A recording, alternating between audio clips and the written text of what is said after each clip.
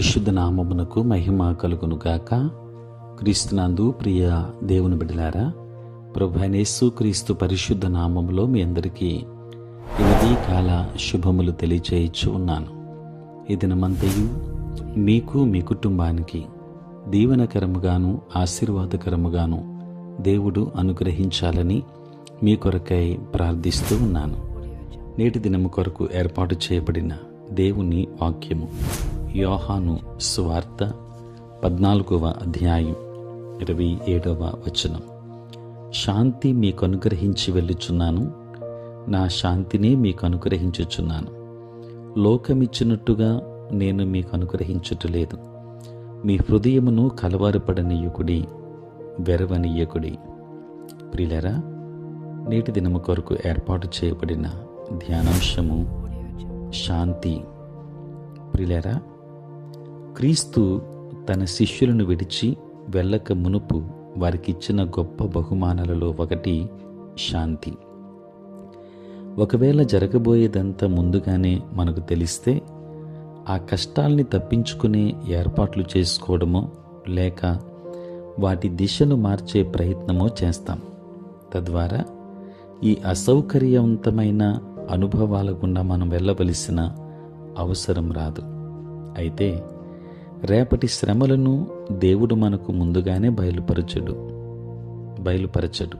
మరి ఆ తెలివితేటల స్థానంలో మనకు శాంతి అనుగ్రహించబడుతుంది. దేవుని బిడ్డలారా, శాంతి అంటే నా జీవితము గురించి దేవునికి తెలుసు గనుక ఆయన గురించి నాకు మరింత నేర్పించడానికి వీలుగా ఆయన పరిస్థితులను సిద్ధం చేస్తున్నాడన్న స్థిర విశ్వాసం కలిగి ఉండటమే. జీవిత సమస్యల మధ్య సమాధానకర్త యొక్క సన్నిధిపై ఆధారపడటమే శాంతి. తన కృపచేత నేను సంభాళించుకోగలిగిన దానికి మించి దేనిని తండ్రి నా జీవితంలోనికి రానివ్వడని తెలుసుకోవడమే శాంతి. దేవుణ్ణి తెలుసుకోవడమే శాంతి. ఎందుకంటే ఆయనే శాంతినిచ్చు దేవుడు. ప్రియులారా, అయితే శాంతి అనేది మనము విశ్వాసంతో స్వీకరించవలసిన వరం. శాంతినిమ్మని మనం అడగం. సమాధానకర్తయగు దేవుడు మనలో నివాసం ఉంటాడు గనక అది మన సొంతమని నమ్ముతాం. ప్రియులారా, త్రియేక దేవుని పరిచర్య కారణంగా ఆ శాంతి మనదే. తండ్రి అయిన దేవుడే శాంతికి మూలం. ఎందుకంటే అది ఆయన స్వభావం. పైగా తన ప్రజలు దాన్ని అనుభవించాలని ఎంతగానో ఆశించే దేవుడైన నమ్మిన ప్రతివానికి ఈ శాంతి దొరుకునట్లుగా కుమారుడు శిలువపై మరణించాడు.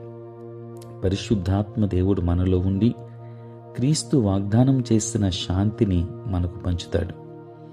క్రీస్తును రక్షకునిగా నమ్మడం వలన నీతిమంతులముగా తీర్చబడతాం. ఫలితంగా విశ్వసించే ప్రతి హృదయం దేవునితో సమాధానపరచబడుతుంది. మనకు శాంతి ఉంది. అయితే దాన్ని మనం అనుభవిస్తున్నామా? దానిపై ఆధారపడుతున్నామా? దాన్ని మనం అభినందిస్తున్నామా? దాన్ని మనం వినియోగించుకుంటున్నామా? ప్రియులారా, శాంతి మనకే కాదు, మన ద్వారా కూడా అది ఇతరులకు చూపబడాలి. బహుశా అన్నిటికన్నా ఎక్కువగా లోకం శాంతి కోసమే ఎదురు చూస్తుందేమో. ప్రపంచ శాంతే అనేక దేశాల లక్ష్యం. వ్యక్తిగత శాంతి ప్రతి హృదయపు ఆక్రందన. శోధనలు, కష్టాలు, దుఃఖాల మధ్య శాంతిని అనుభవించడం సాధ్యమే అని నిజంగా మనం నమ్ముతున్నామో లేదో అని లోకం విశ్వాసుల వైపు చూస్తుంది. జీవిత సమస్యలను సహిస్తూనే విశ్వాసులు సమాధానంతో జీవించడం ఎంత సత్యమో చూపడానికి లోకాన్ని తన బిడ్డల వైపు చూడమని చెప్పాలన్నది తండ్రి కోరిక.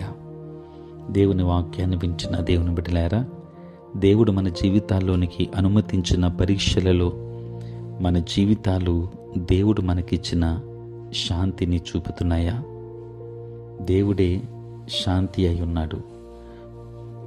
ఆయనను కలిగి ఉన్నప్పుడే ఆయన శాంతిని మనం పరిపూర్ణముగా అనుభవించగలం.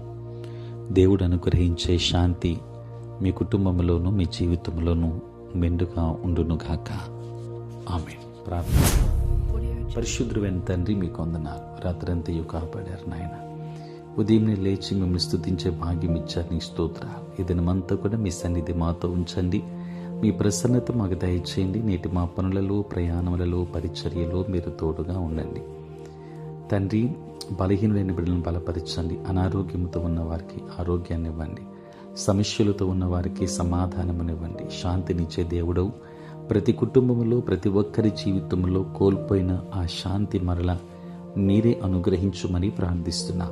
ఎందుకనంటే శాంతి అయి ఉన్న దేవుడు నాయన, శాంతినిచ్చే దేవుడు నీవే కనుక ప్రతి ఒక్క కుటుంబంలో మీ శాంతిని అనుగ్రహించండి నాయన.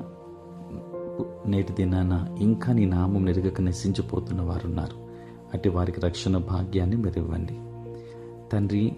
చదువుకున్న బిడ్డలకు కావలసిన జ్ఞానమును మీరు అనుగ్రహించండి ప్రభువా. పుట్టినరోజు, పెళ్లి రోజు జరుపుకొనుచున్న బిడ్డలను దీవించి నూతన ఆశీర్వాదములు వారికి దయచేయమని, నీ సేవ పరిచర్య చేయించిన ప్రతి సేవకుని మీరు దీవించి ఆశీర్వదించమని, మీ కుమారుడును మా ప్రభును ప్రియరక్షకుడునైన యేసయ్య నామములో అడిగి వేడుకొనుచున్నాము తండ్రి. ఆమేన్. తండ్రి, కుమార, పరిశుద్ధాత్మ త్రియేక దేవుని దీవెన సదా మీకును మీ కుటుంబానికి తోడై ఉండును గాక. ఆమేన్.